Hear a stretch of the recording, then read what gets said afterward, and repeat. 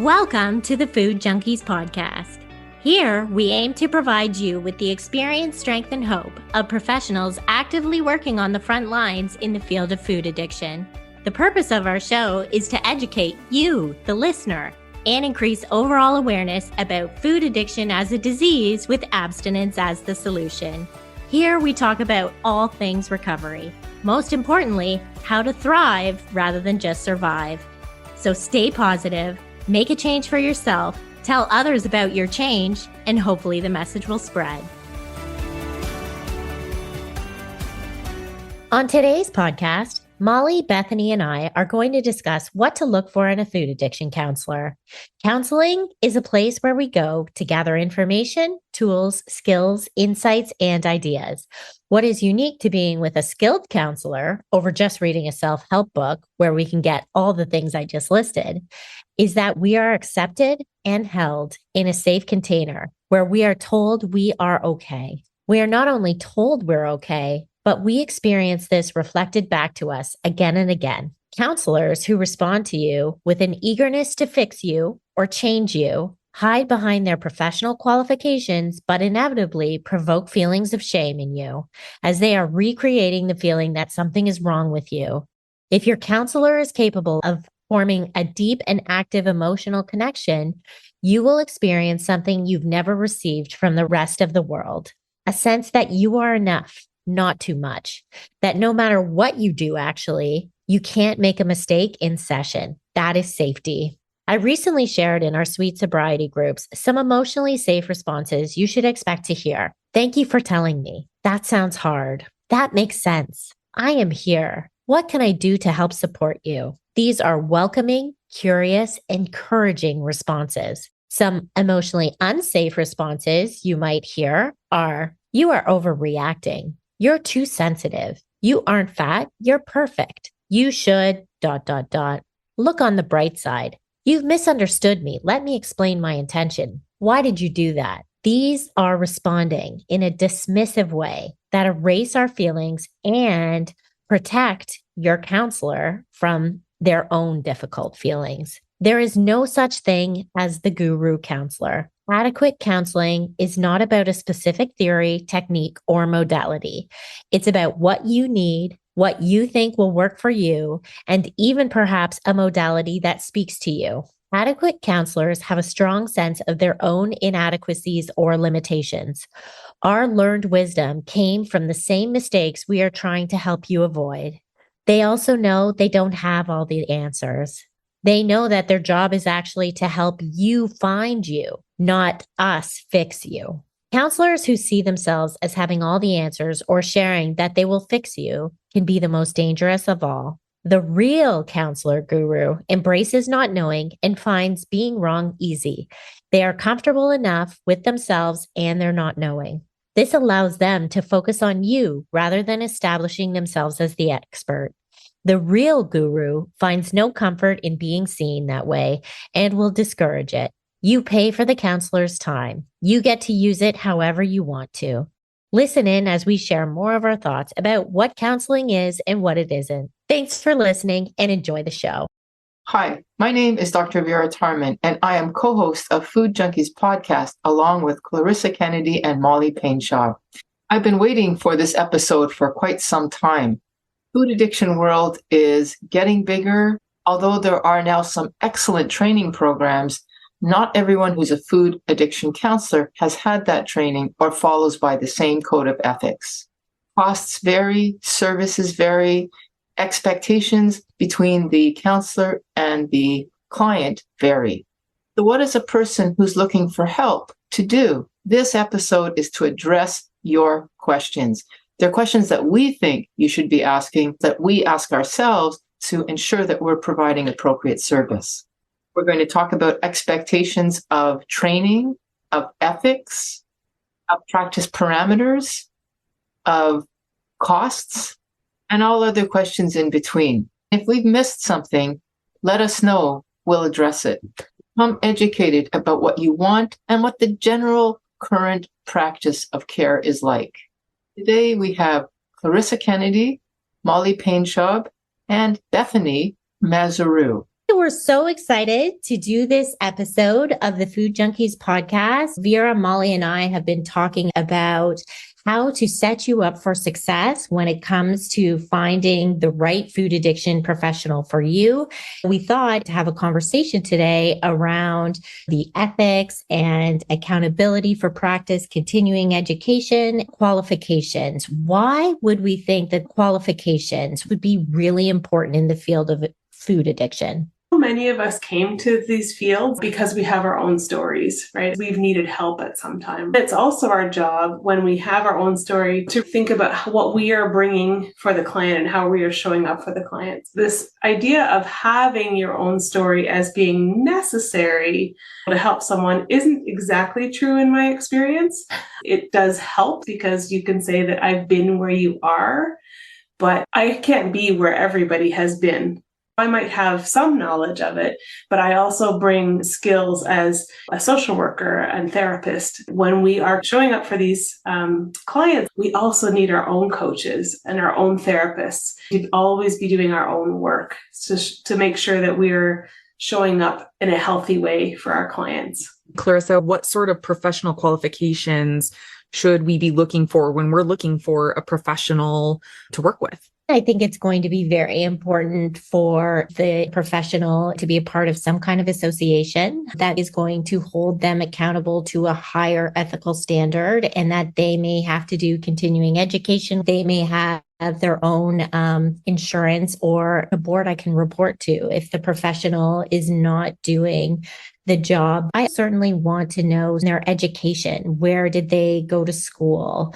What are they particularly trained in? Is there a particular modality? How many years of experience? Do they have supervision that they're going to regularly? Do they have to check up on their qualifications once a year, maybe do some continuing education? There is a very high standard I must adhere to, a certain level of documentation if this is a client that I'm seeing under Ontario social work. Whereas if I have coaching clients, it's a little bit more gray. There is definitely coaching programs out there that have a very high standard, but I want to be clear about what training the professional that I'm working with has had. At the end of the day, is their duty of care to me, rather than at the end just for making money. What are your thoughts, Molly? I think you've covered a lot of it. Like Bethany said, it's important to remember that we all come to this field for one reason. Some of us have our own personal recovery story, which is what drew us here, but it's not necessarily an important qualification. When we're thinking about professional qualifications, what is your education? What is your supervision? Is there continuing education? Are you going back and learning the newest literature? Is there some sort of accountability? Are you certified through the School of Social Work or the College of Social Work? I'm licensed through 2 different boards in the state of Montana. So not only am I bound by multiple ethical documents, but also legally, is there some sort of upper echelon that somebody could report to? If I've done harm, we are working for the client and not the other way around. Somebody needs to make sure we're adhering professionally, that there's just some standard of oversight. That leads to a really great point. The field of food addiction is an unregulated field. The field of coaching is an unregulated field. There are no standards or any overseeing body if people are practicing as a coach or a food addiction professional. I'm so glad that you recognized this is a missing piece, and we want to stand in the gap and have some kind of code of ethics for food addiction professionals. Molly and I were working together with some others to draft a code of ethics for food addiction professionals to have some form of accountability. Molly, if you could say a little bit more about that and what we included there. Sure. What we did is we took a look at some of the other ethical standards that are out there, like NADAC and ASAM, which are big organizations that set the bar for treatment and education and research on addiction. We took from those documents and made our own. We need to be aware of confidentiality and informed consent. We have to remember that there is personal health information, and every country has its own. In the United States, it's HIPAA, which is like the Health Information Protection and Privacy Act. In Canada, I know it's called something similar. What is it called, Bethany? Yeah, it's PHIPAA, so Personal Health Information Protection Act. Exactly. Each country has its own. We have to remember that we are getting personal health information from these individuals. If we're asking somebody their weight, which I never do, but I know there are coaches that do, that is private health information. How we're going to protect and keep that information confidential. If we're keeping records, how are we keeping those? This is for the consumer or the listener to ask these questions. How are you keeping my private health protected? Who else has access to this information? Will it ever be shared without my knowledge and consent? Just wanted to ask you if there's any questions that come up when you think about ethics. Yeah, I certainly have that conversation with my client ahead of time. We talk about confidentiality. We talk about the times when I would have to share that information if they were a risk to themselves or harm to others. That would be the only time that I would have to share their information and take actionable steps without their consent. Otherwise, anyone in their family could call me and I may not even confirm whether they're a client of mine. It's important to know, for my client to know, that no matter what, I am not going to share their personal information with another family member, their partner, their kids. This is a safe place. I am the only one that has access on a hard file to this, and that is not even out there on the web. Keep their records 10 years, and at that time, that they will be destroyed and shredded. I think that hearing that in the past has made me feel really safe as a client. I've actually even put some of these things into a client agreement that gets shared upfront. So if you want to work with me, here's the client agreement. This leads into another point. We have to acknowledge where the balance of power is in a relationship with our clients. They're coming to us at a time when they are really vulnerable, right? They're sharing all kinds of things with us. We always want to both hold that in confidence and give it a place of honor. We never want to do things that would improperly influence them because they're looking to us as the clinician or an authority. I'm very quick with clients to give that power right back to them if they start to hand it over to me and say, what do you think is best in this situation? I might have some ideas, but you are the author here of your life and you get to decide what happens. I am not going to set out a program for you. I might make suggestions, but you hold the balance of the power of what happens in your life. I also think it's really important to add about the therapeutic relationship. We know that power imbalance exists that can potentially be abused. We want to be mindful there's no romantic encounters or no outside exchanges of gifts or money that would cross a therapeutic boundary. We need to be mindful about how much personal information my therapist coach is sharing with me, and are they dominating the conversation? Because this is a space for you. This is a space for you to speak your truth. If you are finding that you're constantly listening to what happened in the therapist's personal life, this is not appropriate. That therapist needs to have a stronger boundary. Absolutely. I think another thing that's important about ethics is that the provider is practicing within the limits of their scope of practice. So if I'm going to my general physician and I have a messed up knee like I do now, they're going to send me to the orthopedic surgeon to have that checked out. That's not their area of expertise. They can help me a bit, but potentially they could end up hurting me in the long run. It's about practicing within the limits of our scope. I talk to people about this all the time. Remind them, listen, here's the deal.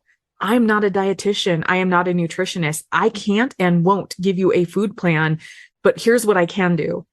I can treat the food as a substance of abuse. I know how to treat substances of abuse. I don't have to be a cocaine dealer or expert in cocaine to be able to say, listen, cocaine is tearing up your life. It's wrecking things. Maybe we should look at changing that relationship. So the same is true with food. I practice within the limits of my scope there. Another important limits to how and where we can practice. I am licensed in Montana only. I always let people know, listen, if I am your therapist, if I'm using my license, you have to physically be in the state of Montana, because anybody outside of that is outside of my scope of practice when it comes to therapy. So if I'm working with you as a recovery coach and there's stuff coming up that I'm like, ooh, this is like trauma, or this is some self-harm or self-injury talk, I'm going to make the recommendation and help you find that provider that can help you, that's in your area. What are some other thoughts you have on that? I totally agree. I think that what happens is when it comes to food addiction or disordered eating, emotional eating is often present. There's almost always something deeper going on. So the food is the substance of choice. We can work with managing cravings and making food choices, but then recognizing that it often go deeper and having that awareness of where does my lane start and stop on this. I can be trauma informed. If there are things that have happened about childhood woundings, I can really hold it gently and professionally in order to promote safety with them, and also ensure that they are speaking to someone else who is a trauma therapist. That's not necessarily my area of expertise. I don't want to do them any harm by dabbling or giving them advice. I'm very clear with people when it comes to a certain modality. If I'm not clinically trained in it, I will say, okay, I'm not certified in this. Then we need to refer or work in tandem with some other professionals to make sure that the client has the support that they need. I can't be everything to someone. I think that plays into kind of our next topic, which is about comorbidities with mental health and addiction. There may be depression, there may be anxiety. And sometimes I hear colleagues in the field saying, oh, once you get rid of the substance, the depression and anxiety goes away. We know that's just not real. A lot of depression is clinical. It is sometimes treatment resistant. It was there before the food addiction and is going to persist after the food addiction. Therefore, I'm going to be very mindful to not speak to my clients about any medications. I may have them disclose some of the medications they are on if I am making any supplement recommendations, but I'm still going to advise them to see their pharmacist or their physician if there's anything that might be contraindicated with what we're suggesting, because this is not my lane. This is not my field. I may know that some of these things may be beneficial for other people and have worked in the past and generally as safe, but we still don't know every single individual's history. And oftentimes clients may feel uncomfortable sharing exactly what medications they are on with me. It is really a best line of defense to say, just your pharmacist is going to have a list of all the medications you're on. Go check in with them, see if anything's contraindicated. If I do have an individual on my care, I'm going to make sure they have a treatment team to support them. Maybe they're on some depression meds. Maybe they're seeing a psychiatrist. Maybe they're part of a depression support group that is only going to add value to their food addiction recovery, that I am here to talk to them about what can we do about the food. We can certainly be managing that. But if the medication is not working and they are experiencing any kind of suicidal ideation, I am not their first line to call. They have a safety plan that's already set up prior, and I can be there to support and listen to the after care that might be required for that, but I am not there in those moments of danger. A great question to ask is, hey, if I have some kind of crisis or mental health diagnosis or a history of trauma, how do you deal with that? Do you work with those other providers? Do you reach out to them if I give you permission? Go back to what are your qualifications? What is your training? Trauma informed is different than being an actual person who specializes in trauma. Trauma informed means that we know how to spot trauma and not make things worse, not leave you what's called walking wounded out there in the world, not creating re-victimization cycles. There are actual trauma therapies that are appropriate for treating trauma. What you said, Clarissa, really brings home the point that we need to be asking these questions.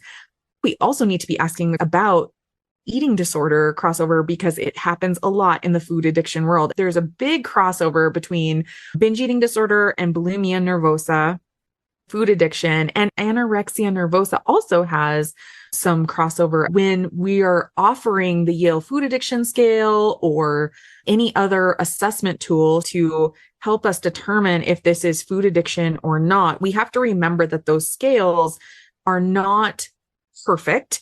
Whoever is doing the assessing needs to understand eating disorder, because those eating disorder types can flag as food addiction, and that isn't the full picture. I wanted to share, when we are looking at the research done by David Wiss and Ashley Gerhardt at the prevalence of food addiction, they're all seeing that there's about a 48 to 95% chance that person also has bulimia nervosa, followed by binge eating disorder, which is about 55 to 80%. These people are probably going to be on the spectrum of both. Anorexia nervosa, 44 to 70%. Anorexia nervosa is something that it can be very life-threatening and requires a very specialized approach. More particularly binge purge type anorexia or restrictive type anorexia, that you require a higher level of care than just a food addiction professional. You want someone who is informed in both eating disorders and food addiction. This is a super important point because there's so much crossover here. When I work with people, I give them screens ahead of time that look at both food addiction and disordered eating. I'm never going to say after filling out one of those screens, oh, looks like you have an eating disorder. No, that it's more to give a flavor for what they're experiencing so that we know how to gear treatment. Because if we're only trained in one area, it's a little bit of when you're a hammer, everything looks like a nail. If I'm only trained in eating disorders, then I'm only going to be trying to get people to a place of moderation. If I'm only trained in food addiction, I'm only going to be able to use abstinence as the main tool. There's so many people, myself included, one or the other isn't what works for me. I have to have someone who knows both because I have both. You have to find that intersection of what's going to work for you. Perhaps that we have some loving limits around abstinence, but not so much abstinence and restriction that an eating disorder gets then triggered. So many people, especially if they've done many restrictive diets, can easily be triggered if we hand them a food plan that has none of their favorite foods on it. Have that conversation. Hey, we have to come at this from both sides and find the plan that works for you. That's very individual. I have clients who can have a potato and it doesn't light them up. And another client who will, at the sight of a potato, they're off to the races. You have to work so individually with people. This dogma from either side, food addiction or eating disorder worlds, really don't serve the clients very well at all. It's really important that we're asking these questions when we offer a free phone call, free Zoom. Sometimes they're 15 minutes, sometimes they're 30 minutes. Sometimes people give the whole first session free to be asking these kinds of questions. Hey, are you a harm reduction clinician? Are you abstinence only? Are you trained in eating disorders? If you're a person without eating disorder and you know that, then you probably don't have to ask that question. But to know that it's okay to give us a call or email us, we should not be afraid to answer these questions. We should be giving you very clear, very specific answers. You shouldn't have to get out your decoder ring to try to figure out what we're saying. Like you said, Bethany, sometimes when we have a hammer, everything looks like a nail. It's okay to ask these questions. It's okay to say, hey, what is your definition of abstinence? What is your definition of recovery? Because I know for me, somebody asked me that, I'm going to say, what does it matter what my definitions are? They apply to me only. What are yours? I know that there are both sides, and I shouldn't call it sides like as if they're at war. There are kind of like these camps, right? The eating disorder camp will say recovery is defined as if you're eating all foods in moderation and all foods fit for all people. I don't mean to be so reductionist about it, but it's something to that effect. And the addiction world might say you have to be abstinence from the substance, and that's the only way. You can't have recovery without that. An important thing to remember is that there is no one way to recover, that we can treat these things concurrently. Things like comorbid depression, anxiety, eating disorder, they can be treated concurrently. You don't have to do one just because one camp or one voice is out there telling you that's how it has to go. It's important to ask your clinician or coach, what happens if I can't stop? What if I can't stop binging and purging? What if I can't stop eating the chocolate? What if I can't stop doing the things that I'm hiring you to help me for? I would say I've never fired anybody in the history for continuing to have the issue they came to get help for. I agree wholeheartedly with that, Molly. What that would do to someone if they're struggling to even get one day without the substances that are hurting them, their own sort of what we would call red light foods, those things that they want to stay away from, and they're struggling with that. And then I come along and say, you're failing, or you start the clock over. I just think how much more guilt and shame that produces for them. It's not going to teach them how to be loving with themselves or how to trust themselves in the end, which is where I like to take people. I like to try and build that trust within their own inner system so that they can have some resilience. If they do have a slip, they're going to be able to come back from that quicker and quicker each time. If we're weighing them down with a lot of shame about having the slip in the first place, that's just going to do damage. Now there's all these emotions coming around. I'm not good enough. Why can't I do this? What's wrong with me? That's preventing them from then even just giving it another try. I really love also what you said about one right way to recover, because I've heard it said you need to get 100% clean with the food before you can work on some of these other issues. I don't agree with that. I think everyone is different. And yes, there may be some level, if you are having a great quantity of mind-altering substances like ultra-processed food, it is going to impact your ability to be able to do some of the work. But to what extent, it's going to be different for one person versus another. Some people do have a better tolerance than other people. So I would never say to someone, we can't work on that until you get clean. That's just something that would set them back. Yeah, I think our job as professionals is to provide hope. I had a client this morning say to me, do you ever get tired of this? Like I keep showing up and I tell you the same stuff. And I was like, you keep showing up. You keep trying. We never know. We as clinicians never know the time it's going to stick for you. As long as you keep trying, we are here to keep supporting. And that is the key to recovery. This is a lifelong process. It's never going to be just this one quick fix. There's times that certain individuals I've worked with have thought they had it, and then it didn't stick. There's also times when they've been really struggling and all of a sudden they get it. We just never know. Our role is to help to keep motivating you and supporting you no matter where you are at. The best relationship we can have with you is one where you feel like you can tell us anything and there is no judgment. We should be providing you with the safest place possible for you to be your most authentic self. Because when we can be that vulnerable, we recover. I think a lot of people come in with guilt and shame and they're bracing themselves because they think that they're going to get that from us too. A client will message me and say, oh no, I ate this and I didn't want to tell you because they were afraid of that. I'm never going to add to the shame that they're already heaping on themselves. They're struggling, just we have all struggled at times too. I love that we're basically dealers in hope. What are some other questions when you think about hiring your own coach or therapist or professional that kind of come to mind? Oh, there are so many. I love this process. I have switched recently my own different treatment provider, and it was like an interview process. I got to ask, how many clients have you had with similar circumstances? I specifically researched a somatic therapist, so I knew what they practiced, but it could be important to say, do you do dialectical behavior therapy? Do you do cognitive behavioral therapy? Are you trauma informed? Those kind of questions to figure out what modality they work with. Do you have any strengths and do you have any limitations?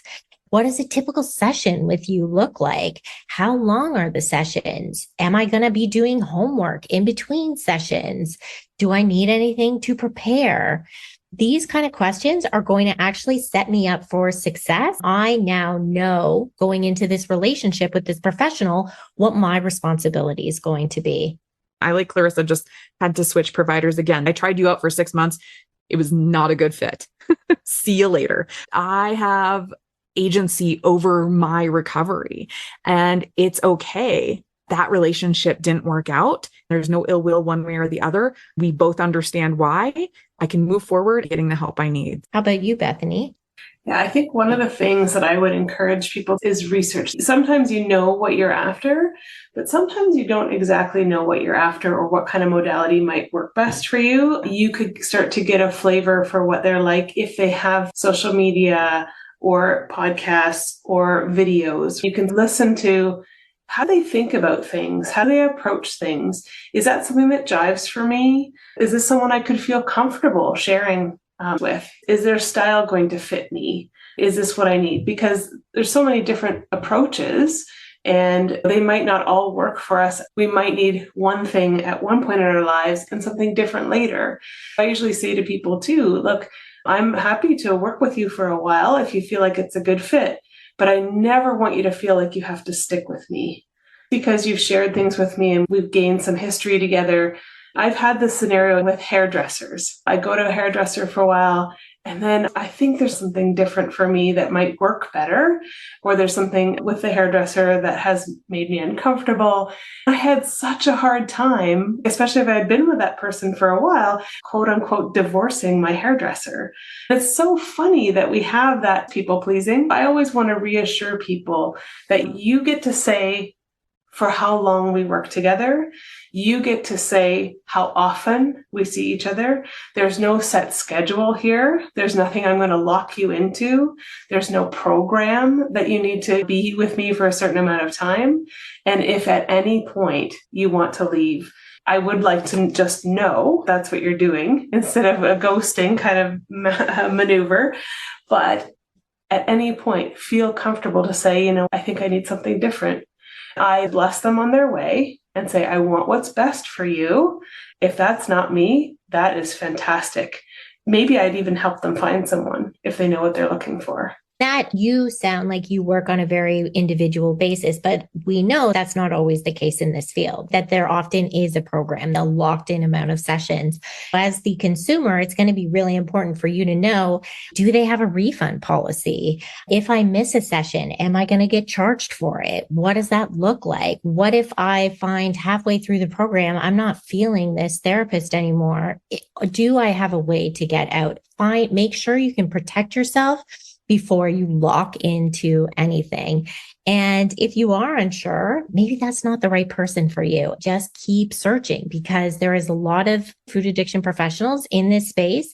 It's like speed dating sometimes where you do a few different 30-minute sessions, never sign up during the 30-minute session. This is something I want you to take time with, leave, sleep on, wake up the next day, see how you feel, and do that with a few different people because everyone is going to sell themselves to you in some way in a session.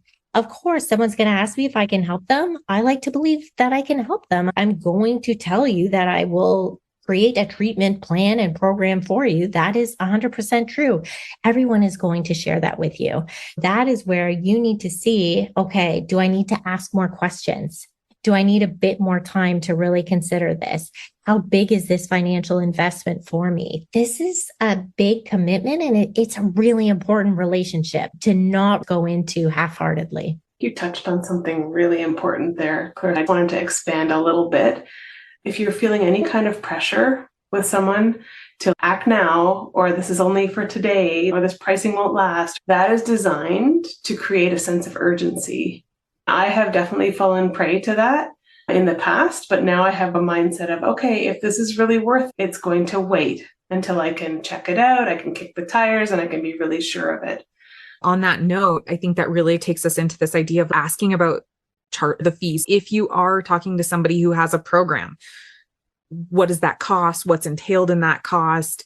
Are they transparent up front? Do you have to get through a free consultation and they tell you, hey, I can help you? Are they being transparent in their information? You shouldn't have to sit through that infomercial feel like you should actually be getting value.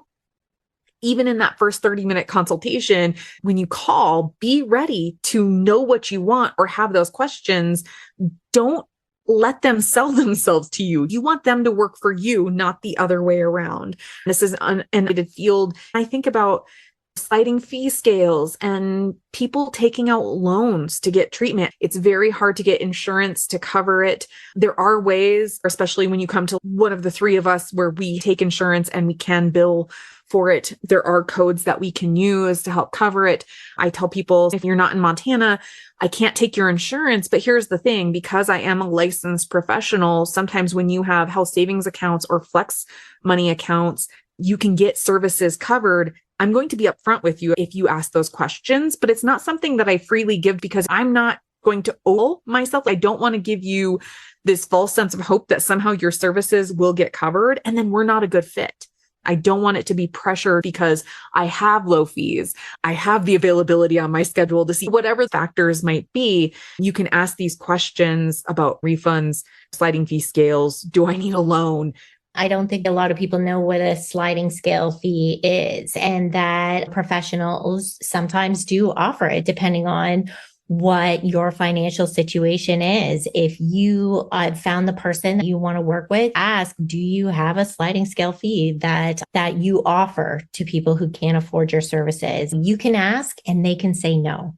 You might be surprised at what's available, or maybe they have additional ideas or resources to provide you at a level that fits your finances, because that is our goal, to give you help. There should never be shame speaking about your financial capabilities or capacity to pay for services. If somebody says, well, you have to meet with me every month, and you're like, I can only meet every 2 weeks financially, that needs to be good enough for them.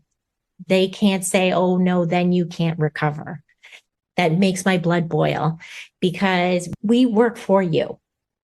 That is the most important thing. You do have the power in the relationships. If you're getting that pushback, then this is not the right fit for you. It feels highly manipulative. It always reminds me of when I go to the chiropractor for an adjustment and then they're like, okay, come back in 2 days and then come back 3 days after that. And don't I get the opportunity to check things out between sessions and see how my body's feeling? And if I need to come back, then I get to come back, right? It's so frustrating and it feels really manipulative. I'd say if you're getting that pressure, if the person is saying, do you want it bad enough? Or aren't you worth it? That to me is a red flag.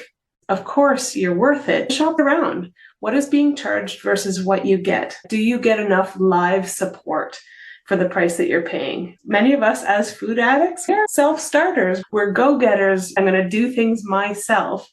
What I have learned is that I do need a community. I do need people, not just the coach or therapist. Do you have groups, or can I access some kind of peer group to be able to reach out with them? We need people around us to be vulnerable with them. What are they offering in terms of that? Are they plugged into group support? Where can you find that tribe? We really just can't go it alone. And I suggest, if you have the courage and you see somebody, maybe it's in Vera's Facebook group or Instagram, and they have a recovery journey that you aspire to, ask them, how did they get help? Did they work with someone? Usually the people we know have great resources. By asking for that, it may open you up to a whole world of more potential support than you even aspired to in the first place. I really want to thank everyone for joining us today. This is an episode where we would love your feedback. Please let us know. Are there areas that we didn't highlight that you want us to touch on? Are there any other questions you'd like us to answer in the future? We'd love to continue this conversation. What I need from my food addiction professional, what I can ask of my food addiction professional, so you feel protected going into this relationship forward. At the Food Junkies podcast, you, our listener, is why we do what we do. 100%. Just remember, there's no dumb question, right? There's no dumb question. If it is a question that you have, ask it. And if that person is a safe person to consider continuing to explore, could this be my professional? They're going to answer and not make you feel silly for having asked that question. They're going to be kind, honest, upfront, and transparent. Thank you, Clarissa, for helping moderate this conversation. Thank you, Bethany, for joining us on the Food Junkies podcast. It's been really nice to chat with you about these things because they're important. And again, as a reminder, we're human beings too, and we have our own professionals and we ask the same thing. So thanks again, everybody. Thanks for joining us this week on Food Junkies, Recovery from Food Addiction. Make sure to join our Facebook group, Sugar Free for Life support group, I'm Sweet Enough. You can subscribe to our show in iTunes or Stitchers. That way you'll never miss an episode. While you're at it, if you found value in this show, we'd appreciate a rating on iTunes. Or if you'd simply tell a friend about the show, that would help us out too. Don't forget to pick up your copy of Dr. Tarman's book, Food Junkies, which is available on Amazon. If you have any additional questions, both Molly and Clarissa are food addiction professionals and work one-on-one with clients. You can find their websites and email addresses in the show notes. Be sure to tune in every Friday when our new episodes drop. As Vera loves to say, the power is ours.